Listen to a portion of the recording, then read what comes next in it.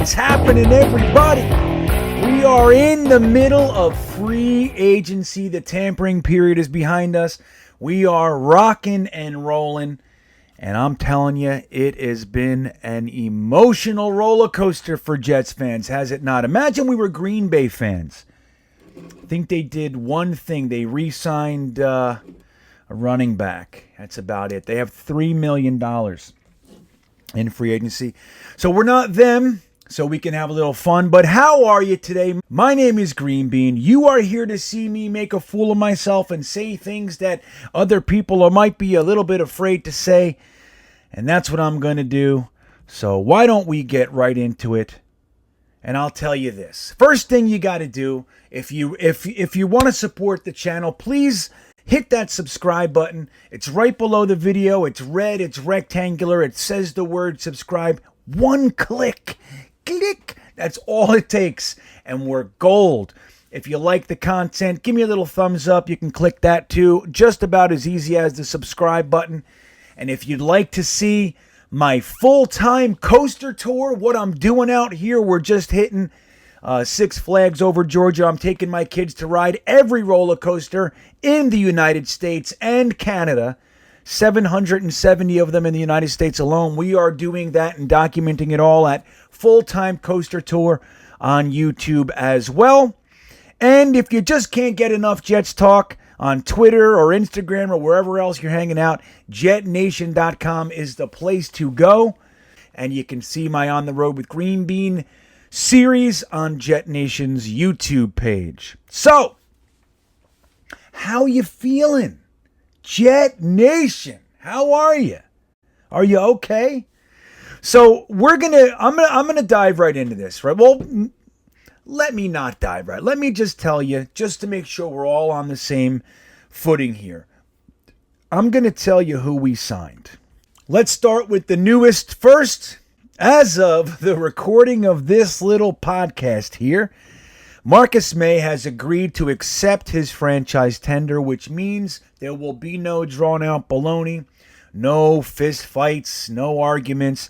He's going to play for the New York Jets in 2021, and we'll see where it goes from there. Maybe they work on a long-term deal. Maybe Marcus May, who will be approaching 30 years old, maybe Joe Douglas replaces him and lets him go. But either way, it's good to know Marcus May will be back. Jets fans love him.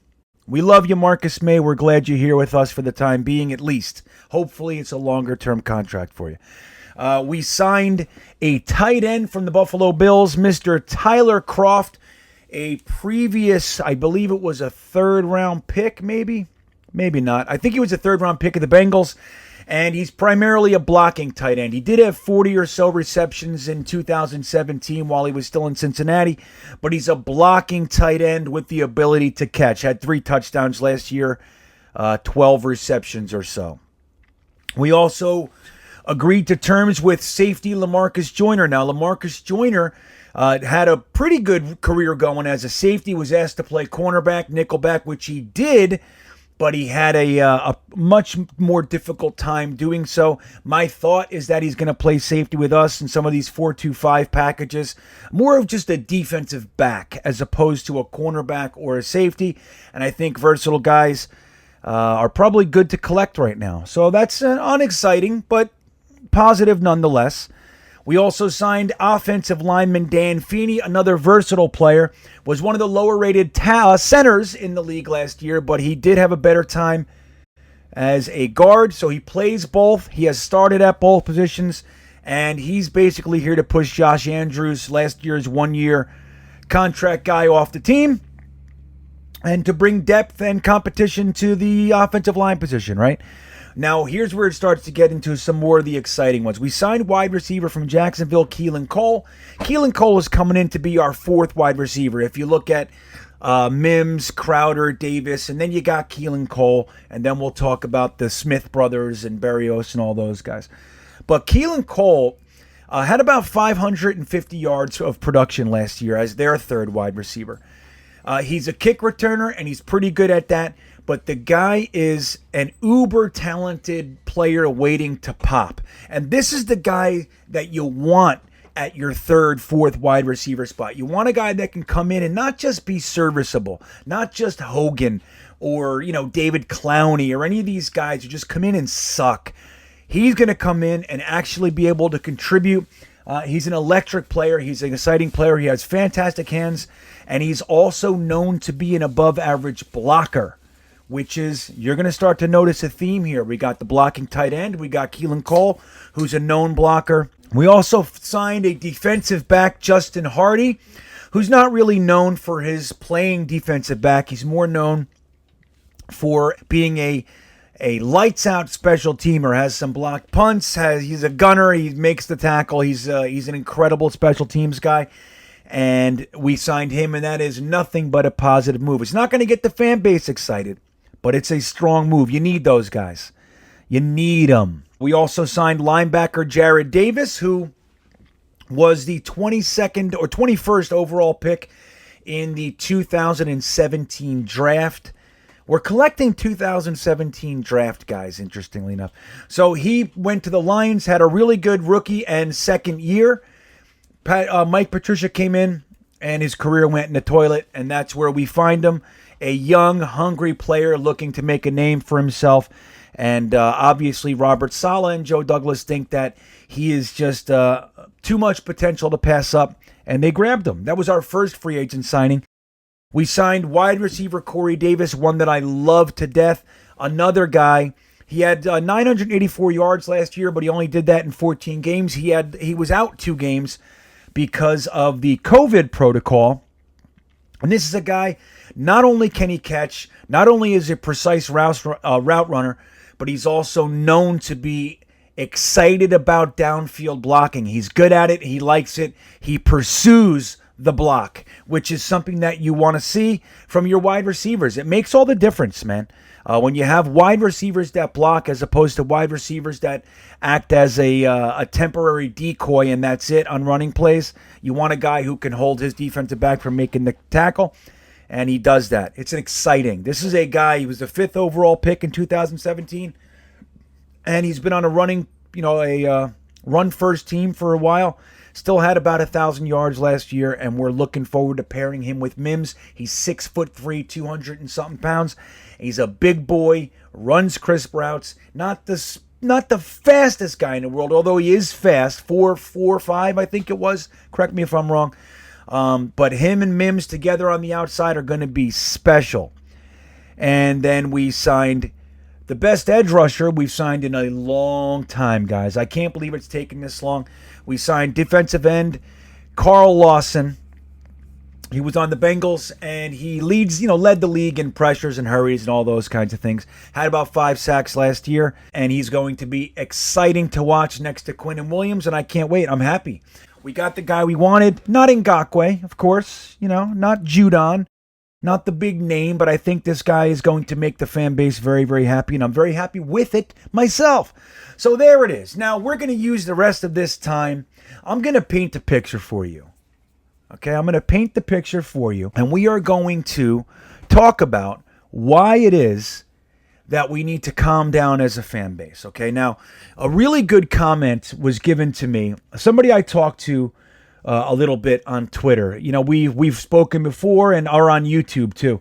A good dude. And he said to me, you look at the 2009 and 2010 Jets, and we really went balls to the wall on signing the guys that we needed to get us over the hump and push us to the championship. And nobody can deny that that's the case, right? We signed guys like Braylon Edwards. We traded for guys like Santonio Holmes. We brought in, even in 2010, Jason Taylor. There was a large batch of guys that we brought in. LaDainian Tomlinson, even traded for Antonio Cromartie.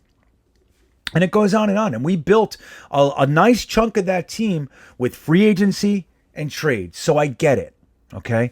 But we're going to start right here, and we're going to talk about why what's happening is more than likely a positive way to do things. It's probably going to end up being more positive. I'm going to give it to you. I've put a lot of thought into this. I listen to you guys. I do. I believe that you know I do. I listen. My thoughts change all the time when somebody presents a scenario or an idea that I haven't thought of. That's interesting. I didn't think of that. And then my thoughts can change. I reserve the right to change my opinion based on new information, right? Here we go. I'm going to tell you. So we look at that 2009 and 2010 team. Yes, we did put a lot of free agents on top of the foundation. Now the thing is that team had that we don't have currently, is that team had a foundation. We had 3 very solid years of drafting. In the 2007 draft class, we got none other than Darrelle Revis and David Harris, 2 long-term starters for us. Darrelle Revis, more than likely a Hall of Fame player. But even better than that was our 2006 draft class. This may be the best draft class in our history. We got some good players. We started out with DeBrickashaw Ferguson, our longtime left tackle, Nick Mangold, our longtime center. Then we had Kellen Clemens. We drafted a linebacker, Schlegel from Ohio State, didn't amount to anything. Then we got our safety, Eric Smith, our receiver, Wildcat guy, Brad Smith, kick returner. Then we got Leon Washington. And then in the 6th round, we got Drew Coleman. All of those guys were playing and starting it, or at least contributing in some capacity to the 2009-2010 teams. Now, in 2009 is when it started to catch up a little bit. We had to make a move, and this is why we did what we did in 2009 and 2010. In 2009 was the Mark Sanchez draft. So we traded some capital, not so many picks as we did players. It was a combination of players and picks that we traded up. We traded up with the Cleveland Browns to get Mark Sanchez, and all we had left in that draft were 2 picks. So we had 3 picks in the entire draft because of trader Mike Tannenbaum was moving and shaking and trying to get things done. And like I said, this is when it first started to catch up. We had 3 picks. The good news is the picks were good. We had Mark Sanchez, Sean Green, and Matt Slauson, all contributors to the 2009-2010 teams. So you see, and in addition to that, we had guys like Sean Ellis and so many other. We had a foundation of players on that team. Sione Puha, Mike DeVito. We had a foundation of players, and it took years. The truth is, some of those guys were drafted in 2000. So it took time to build and create a solid foundation. David Harris, Darrelle Revis, Drew Coleman, Brick, Mangold. All these guys were there in place, known to be solid starters, dependable, that you could splurge in free agency and then get a guy like Chris Jenkins, into the fold, spend the money, use the capital to make the shot. We are not there, okay? Which is why we're seeing it this way. Now, while I appreciate and respect and understand the conversation I was having, this is where we get misguided, okay? In my opinion, okay? Now, I reserve the right to be wrong. I respect all opinions, and like I said, I listen to them. But it's very important to consider the actual facts of a situation before we just look at the actions of a situation. What prompted those actions? What was there? What was the landscape like? So when we look at the 2009-2010 teams, the last teams that were really any good, even 2015 was a out of nowhere year. It was special. It was fun, but we didn't do anything. And the team crumbled the next year. So it was just a flash in the pan Cinderella story. And Cinderella didn't even make it into the castle, okay? They did the pumpkin thing and didn't even make it to the ball, all right? So when you look at our team right now, Joe Douglas comes on. Now, people like to say Joe Douglas is on the hot seat. I could not disagree more. I swear to you, there's nothing that sounds more absurd to me at this time than Joe Douglas is somehow on the hot seat. We have to look at what's going on. Now, I'm going to break some things down for you, okay? I want to give you the 2 preceding draft classes to Joe Douglas's tenure, and then we'll talk about some contracts, and then we'll go into what he's done, okay? Fair enough? So in 2018, the draft class went like this. Mike McCagnon traded 3 second-round picks to move up, and take none other than Sam Darnold. Great pick, great move, all the stuff. Had to do what you had to do. It was a terrible move, by the way. You don't trade up and give up that much capital and not even know who you're getting. But that is what it is. He did it. He got Sam Darnold. The next pick was a defensive tackle. So you trade all that stuff up to get a quarterback, a potential franchise quarterback, and your next pick better be something to support that damn guy. No, we drafted a defensive tackle. Then he gives him the 4th-round troubled tight end in Chris Herndon. Then he goes defense again, Parry Nickerson, who's gone. Then he gets Fatukasi, who's still with the team, but again, another defensive tackle. Then he gives him a 6th-round scrub in Trenton Cannon. And that's the whole draft class. So all you have Sam Darnold, Nathan Shepard, Chris Herndon, and Fatukasi still on the team. None of them can help the offense, and maybe Fatukasi is a foundational player. Okay, the other Herndon is got one foot out the door, and he's never done anything, guys. He had 39 catches his rookie year. I'm just as much hoping that Chris Herndon becomes great as you are. I assure you, I have not seen anything. Okay, I don't see it. I just don't see it. All right, so I hope I'm wrong there. That free agent class went like this. He got Andre Roberts, Terrell Pryor. We re-signed Mo Claiborne, Spencer Long, Avery Williamson, good signing. Terry Bridgewater flipped for a 3rd. Tremaine Johnson, we gave $15 million a year. Isaiah Crowell, butt wipe in the Cleveland game. Josh McCown for $10 million. So every one of those guys is gone, first of all. Okay, every one of them is gone. And most of them, like Tremaine Johnson, Andre Roberts, these are guys, Avery Williamson, that Joe Douglas had to undo. Okay, so he had to use time, energy, and everything to undo this free agent class. The contract, in particular, Tremaine Johnson, just so you're aware, we're still paying $6 million for Tremaine Johnson this year. That's how bad that contract was. Now you look at 2019 draft. The 2019 draft, we had the 3rd overall pick. We were all hoping Mike Maccagnan traded back or did something to help one of two positions. The edge rusher or the damn quarterback. Can we help our quarterback? We have nothing for this kid. So no, he drafts. This is his draft. Quinnen Williams with the 3rd overall pick when we had Leo sitting here. All right, so we already had essentially the position filled, and we had a defensive line was one of the more solid positions on the team, and he drafts Quinnen Williams again. Two of his 5 first-round picks were defensive tackles. Incredible. So he then goes on to take Ja'Kai Polite. We all know what happened with him. He was gone, never even played a snap for us. Then he takes Chuma Edoga. Maybe he'll be a swing tackle. I don't know. At least it was a damn lineman. He takes Trevon Wesco, who I think was a good pick. Not where he got. Not at that time. But once he's on the team, yes, he's a talented player. But I wouldn't have taken him, quite frankly.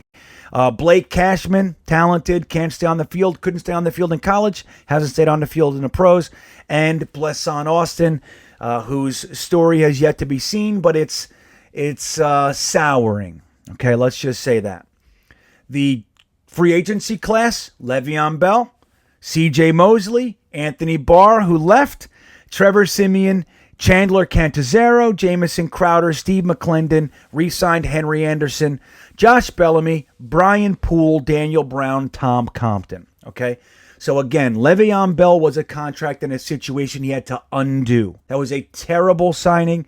Terrible situation. So bad we couldn't even trade the guy for a 7th-round pick next year. Couldn't even do it. Nobody would take that contract. That's how bad it was. C.J. Mosley hasn't played in 2 years.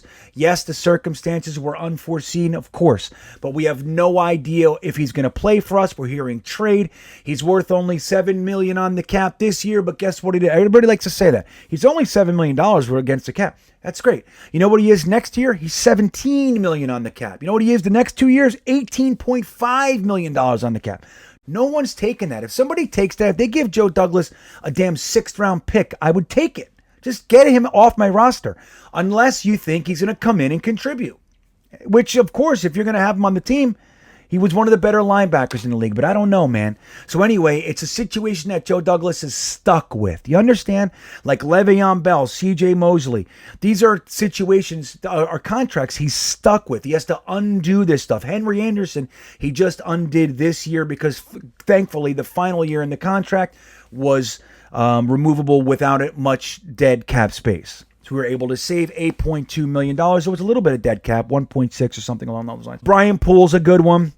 We don't know what's going to happen with him. He's a free agent. Daniel Brown, whatever. You know what I mean? It's one of those low-impact signs. Fine. It's good enough. Tom Compton, who is already gone and is already a free here. He signed with, I believe it was the 49ers last year, and he's already a free agent again this year. So what do we have here? We have a situation where the cupboards are bare. Okay? You look at those players. Look at the group of players, both draft and free agency. There's very little impact. Sure, Fadu Kasi's still on the team. He's a good player. Sure, Nathan Shepard is still on the team. He's an okay player. But there's no impact there. These are not what you would call foundational players. Fadu Kasi maybe. Shepard is a rotational guy at best. At best. And I happen to like him. All right? But he's not impacting the game all that much. You look at guys like Herndon. Yeah, maybe. And that's a guy, that's the best of the bunch. Yeah, Andre Roberts, Terrell Pryor, Spencer Long. They're all long gone. They're long gone. So when Joe Douglas comes in after the Quinnen Williams draft and after that batch of free agency, don't forget, Joe Douglas was hired right after that money was spent. Now, the bad with that is, you handcuff the guy. The good with that is we didn't have to negotiate against other teams when it happened, so there's a silver lining there, and we got our guy. We got a GM, the best GM, at least pedigree-wise, that we've had since Dick Steinberg. Okay, even Bill Parcells wasn't a good GM. I think most fans know this. Great coach, not great GM. So when you look at that, number one, there are no players on the team. You have a Jamison Crowder here, you got a Sam Darnold there, you got a Forlanzo Fadakatsi over here, you got a Nathan Shepard over here, you got a Chris Herndon not catching passes over here. Okay? So that's what he's got. We have no foundation. So that he goes through that whole offseason, the rest of that whole season, preseason training camp, and he has to try to make things out of thin air. He pulls a guy out of retirement in Khalil. What else what else you want us to do? He tried something, didn't work. Great. Anybody looking at it objectively will see that was a great swing. Had a lot of reward potential, very low risk except for monetary because our line was already crap. It is what it is. So we had three really big problems the last couple years. Three really, really big ones. We had myriad problems, but we had three really big ones, okay? One I just outlined for you. We had no players. We had very few impact players.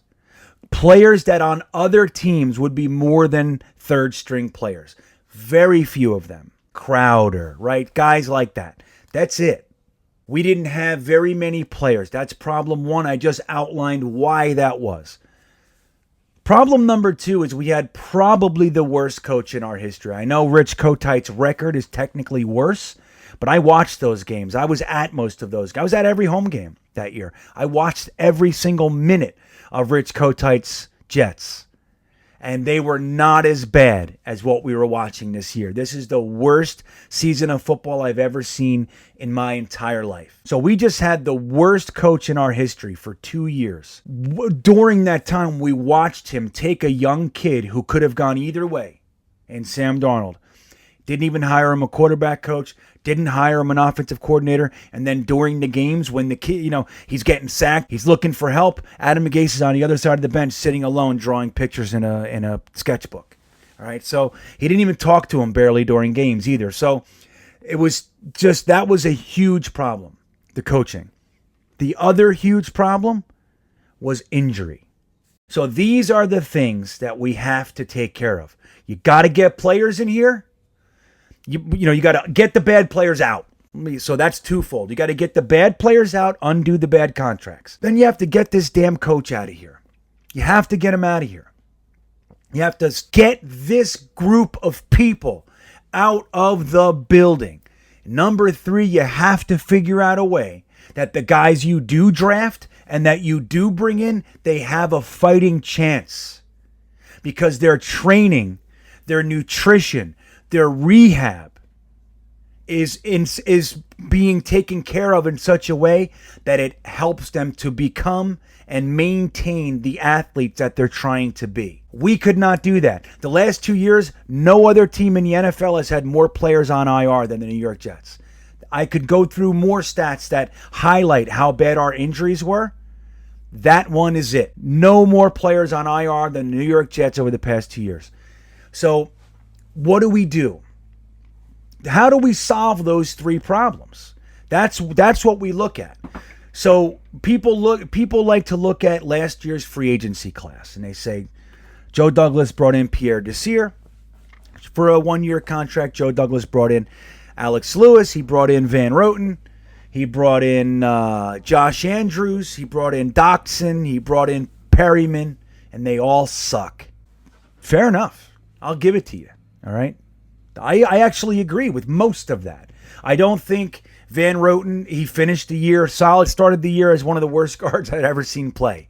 He looked like, what was his name years ago? Oh my God.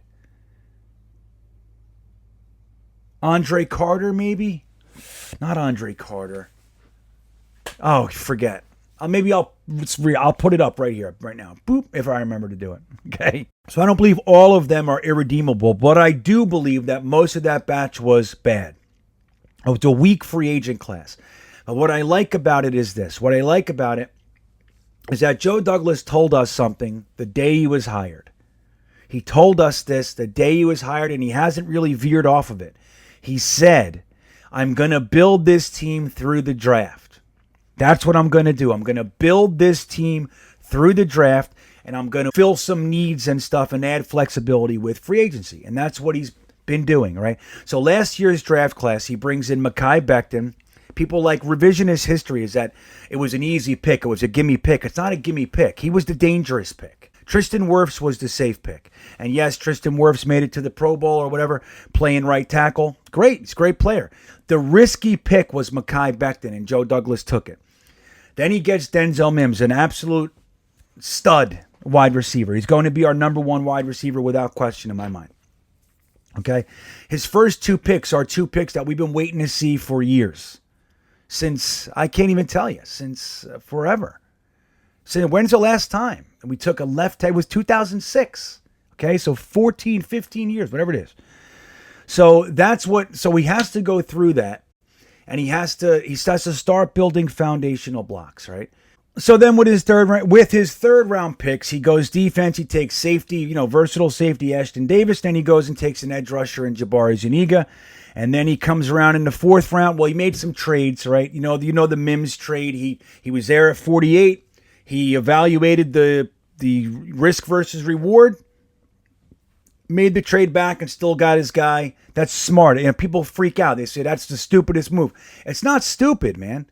It's not a stupid move. He got Denzel Mims. He got the trade back, made flexibility in the 3rd and 4th round, and then he got Denzel Mims. So it's not stupid. When your GM knows how to do this, it's positive when your GM knows how to do this stuff. And the way that they do that is this. You pay attention to your own. Everybody pays attention to their own board. How well they construct their board remains to be seen. But every GM will create their board and tiers and all that sort of stuff, and the players that they think should go where and all that. The really, really good GMs also pay attention to everybody else's boards and what they think their boards look like and what they think the team's needs are and the other team's tendencies are. So when you evaluate a trade back and you want a guy, what you do is you check the teams that are in between your pick now and the pick where you want to trade back to, and you try to see how likely it is that your player will make it to the next pick. That's what you do. Now, of course, you could be wrong, and of course, the guy you want could go next, and you could be kicking yourself. It happens all the time. I'm sure of it. At the same time, you want a guy that's able to come out on top of that 50% or more, 75%. You want a guy that can come out favorable in that equation more than not. Okay? That's what you want. You want a guy that's willing to take the risks, educated and calculated risks, weigh out the risk versus reward and take the shots. And that's what we saw in his first draft. That was his rookie draft, guys. So I left that draft impressed. Fourth round, we got Lamichael Pirine, who I was a big fan of coming out. James Morgan, pick I don't like. Yeah, then we went back to the offensive line, grabbed Cameron Clark. We grabbed Bryce Hall, who should have been a second-round pick, in my opinion, from Virginia. Woo! And then we got Braden Mann, the punter from Texas, and that ends the draft picks, okay? So when you look at this draft, people can say right now, the draft sucks. It's very easy to say that. At the same time, we've already established our problem areas for the team. One, we got to bring in talented players, which we're starting to do that. Number two, we got to get the worst coach in Jets history off the team. Okay, that's number one. That's who these guys were with last year. Number three, we have to fix the injury issue. Okay, unacceptable. Cannot move forward this way. It's not working. So this draft class came in during two of those problems being prevalent in the system. So that's what's going on. They come in, they're subjected to terrible coaching, sometimes no coaching, like James Morgan didn't even have a coach. Okay, so that's the weirdest thing in the world to me still. And then you go and you look at all of them were injured. Cam Clark, Zuniga, Ashton Davis, Denzel Mims missed half the year. Why? Because one of our main problems is our training and rehabilitation staff were subpar. That's why. So in order to make talent acquisition valuable, you have to do something. Got rid of the coach. Okay, he gets rid of Adam Gase. And then he does something behind closed doors that nobody even heard of. We didn't hear a damn whisper about this. He completely rebuilt the training, nutrition, medical, and rehabilitation program with the New York Jets. To such a degree, he didn't just fire the training guy and hire a training guy. No. He hired 4 doctors with 1 doctor in charge of the entire operation. All the facets are going to go through him, so everything's working hand in hand and in conjunction with one another. That's what Joe Douglas did to fix our injury problem. Now guys like Cam Clark, Denzel Mims, Jabari Zuniga have a fighting chance to stay on the field, okay? So these are the things. You got to work on foundational things. These are the areas that Joe Douglas is working on that we've never seen before. It's not as easy as taking $50 million and giving 20 of it to Galladay, right? It's not as easy as, hey, just trade a second-round pick for Robinson and give him $20 million. That's a poor allocation of resources, in my opinion. And it looks like it's in Joe Douglas's opinion, too. And I'm thankful for that because that's the easy thing to do. It's so easy that guys like Mike McCagnon and John Idzik and Mike Tannenbaum and all these guys who were essentially accountants, they were able to do that. Anybody could take more money than the next guy to get this guy to come this way.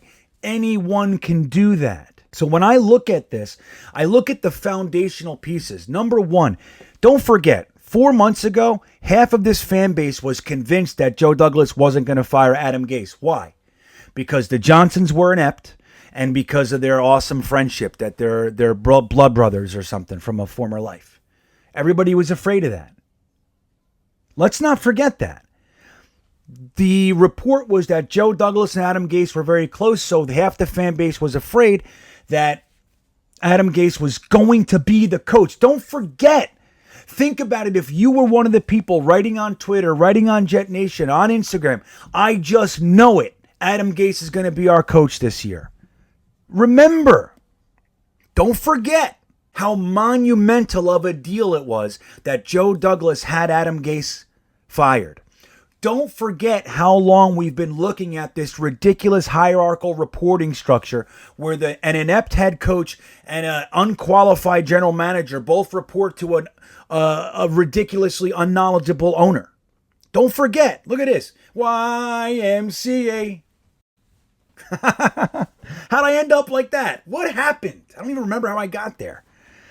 So don't forget about those things. Last year, 6 months, 4 months ago, the batch of complaints was Adam Gase is going to be our coach. The Johnsons are too, they got their fingers in the sauce and they don't know what they're doing.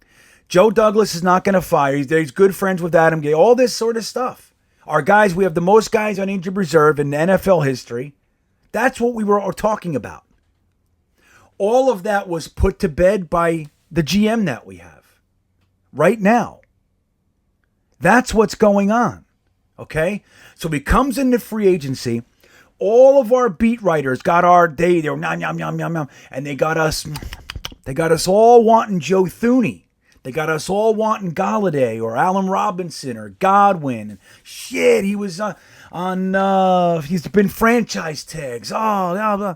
Scherf. The day before free agency, we heard a couple players. We heard Thuney. We heard Juju Smith-Schuster. We heard Galladay. That's what we heard. We were convinced. You got guys like Connor Hughes, Rich Cimini. You know, you got all these guys, Cantazero, everybody who's claiming to know. Nish Maida even got in the mix. And they said all this stuff to get us thinking that the Jets were heading one way. They're going to be aggressive this year, blah, blah, blah. Not only do we not sign Joe Thuney, which we couldn't compete with the AFC champs. There's just no way, okay? I'm disappointed, yeah. But nobody saw Jared Davis, Corey Davis, and Carl Lawson coming. No one. No one saw Hardy coming. No one saw Keelan Cole. As a matter of fact, the day Keelan Cole signed, what did we hear all day? It even started from Rappaport. Right now, the Jets are negotiating with Juju Smith-Schuster. We know now there was never even an offer made. So that's the other problem. You got the three big problems. Here's the beginning of the next tier of problems. Our organizations have been absolute laughingstocks. They were sieves of information. Everybody was talking. In 20 months, Joe Douglas closed that so tight that not even the likes of Ian Rappaport know what the hell is going on at One Jets Drive. No one knows. That's another positive thing. The only news coming out of One Jets Drive is what Joe Douglas wants to come out of One Jets Drive. So he's crushed the hierarchical structure, and he's created an environment where he runs the show. Nobody's betraying him. Nobody's going to this meeting going, hey, give me $50. I'll tell you, I was just in a meeting with Joe Douglas. I'll tell you what he said. They know nothing about what we're doing. Okay, that's a huge positive. So this is the foundational structure that's going on. We go into free agency, and sure, I bet we missed out on Joe Thuney. I don't doubt that for a second, that he wanted Joe Thuney. I don't doubt it. But you're contending with one of the other issues we have, the reputation of the New York Jets. If somebody's got the next 3 to 4 years of their life on the line, you got an extra couple bucks to go to a known shithole. So it's hard to contend, all right? We're not, the fact that everybody we court over here is a positive, in my opinion. So here's the basic thing. We can easily look at the level, the amount of players that he's bringing in. You can look at the quantity, and you can look at the quality. Why didn't he bring in a guy I've heard of before? Why isn't he spending the money? Why he's got $70 million, we still have $40 million. Why isn't he spending it? Why? I get it. But the way that I'm seeing it, and I need you to know, I'm not a spin doctor. I'm not somebody who's trying to get you to see something. I'm not, Sean Hannity or Rachel Maddow trying to get you to see it a certain way, even though it's wrong and wacky. I'm not doing anything. I'm a Jets fan just like you. The difference is, in some instances, I've been around longer. I'm older. A lot of guys. Not all of you, I know. But I've been through it. I've seen this shit. I know what ineptitude looks like, man. I know the solutions we've applied before. I know. I've seen it. I like to use this story. I remember the first year of free agency ever. Remember, I was working at a place in Little Falls called Rainbow Caterers. I used to work at that place. You know, all the food trucks, the silverback trucks, and they drive into construction sites and they have sandwiches and stuff. I used to work at at the place, the corporate place, filling sandwiches or whatever. And every morning they would get all the newspapers, the Daily News, the New York Post, the Daily Record, Star Ledger, and I would read every single one of them on my breaks. Every one. I'd go right to the Jets and I'd suck it all up. I remember reading articles on Victor Green, the undrafted free agent, and all that stuff, man. But I remember the first year of free agency, that's where I was working. And the Jets signed Ronnie Lott. We signed Leonard Marshall, who was a huge name in New York at the time. We signed Boomer Esiason. We were in the Reggie White sweepstakes. We started free agency as if it was a candy store. It's what we did. That was how we came out of the gate. The Jets have found the solution. And guess what? It never works. That was a long ass time ago. That was the 90s. It never works. Could you imagine how excited that we were when the Jets signed Ronnie Lott? He was probably my favorite player in the league, non-Jet. I loved how Ronnie Lott played the game. He's the guy who got his finger cut off. The doctor said you can't play with your finger like this. Either you got to miss the game or I got to cut your finger off. There was no choice for you. He said, cut the damn finger off. That's what we're talking about. You think any of these players today are cutting their fingers off to help the team? I don't think so. When we got him, I couldn't even contain myself. And in that draft, we got Marvin Jones. Oh my God, was I excited. And it was Koslick, Carroll, Kotite. That's what we did. Sucked. So we got this guy, Carl Lawson, who I'm very excited about. He's 25 years old. We got this guy, Corey Davis. He's 26 years old. We got this guy, Jared Davis. He's 26 years old. Okay? We got young, hungry, top-rated guys who, for one reason or another, didn't explode to like national prominence, but are very good players, hungry, wanting to make a name for themselves, going into their primes, about to work with a guy like Robert Saleh, who's known to get people so excited they want to light themselves on fire. And we still have the draft, which, by the way, Joe Douglas traded a safety who can't catch and got more in return than the Raiders got for the best pass rusher in the league, arguably. Khalil Mack got more in return for Jamal Adams than the Raiders did for Khalil Mack. And now we're going into the draft with 2 firsts, 2 thirds, 2 firsts next year. We got 3 fifths, 2 sixths, like a whole bunch of stuff. So what I beg my Jets fan brethren is this. Try to stop looking at every move as a singular item on make or break. It's a collection of moves to set a foundation. Right now, what we have to look at, number 1, free agency's not done. Number 2, there are still so many trades that can happen. Number 3, what's already been done is stellar. Foundationally. When we build through the draft, the 1-year contracts, the 2-year contract, most of these guys are here to fill a need, to plug a gap, while he can draft the players that are going to take their positions. And other guys say, well, that's going to take 5 years. I hear you. I don't think it'll take 5, but yeah, it's going to take 2 or 3 years. Yeah. I hear you. For us, we've been going through this. I mean, we've been in a 10-year rebuild since 2010. I get it. But Joe Douglas has not been in a 10-year rebuild. 10 years ago, he was with the Ravens. He hadn't even gone to the Bears or Eagles yet. So Joe Douglas has been here for 20 months. That's what it is. Or so. It's not even 2 years yet. He's had one draft. We're 6 days into his second offseason. Let's try to look at this thing for what's really going on.